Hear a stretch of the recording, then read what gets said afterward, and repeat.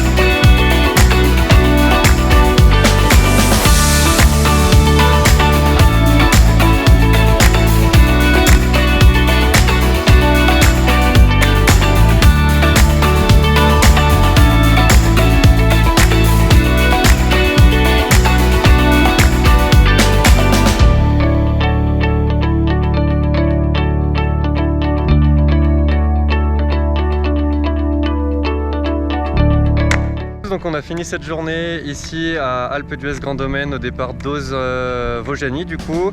Donc pour vous faire le récap, on est parti de Vojany, on a pu rejoindre Ozan-Noisan du coup en prenant Alpette-Rousse et en redescendant par Alpette. Donc ensuite du départ d'Oz en Noisan, on a pris Poutran 1 et Poutran 2 qui nous a permis de rejoindre du coup la liaison avec l'Alpe d'Huez.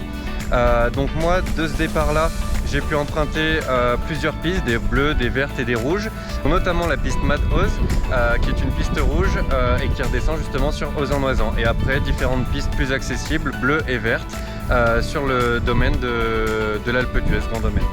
Pour moi, les conseils que j'ai sur cette expérience, c'est plutôt pour un enduro pour la partie Alpe d'Huez et plutôt un vélo de descente pour la partie Ozan-Noisan qui est une partie un peu plus technique. Voilà, et maintenant je vous laisse avec Eva qui va vous parler plus précisément de l'aspect randonnée.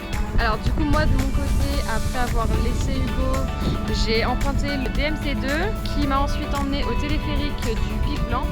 Et arrivé au Pic Blanc, on est à 3323 mètres.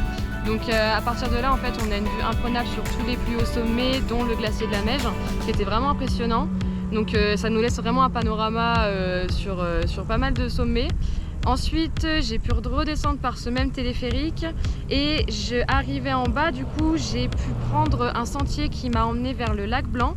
Un sentier qui était hyper bien balisé, très bien expliqué et où il y avait plein de petits panneaux explicatifs sur tous les végétaux qu'il y avait durant le sentier.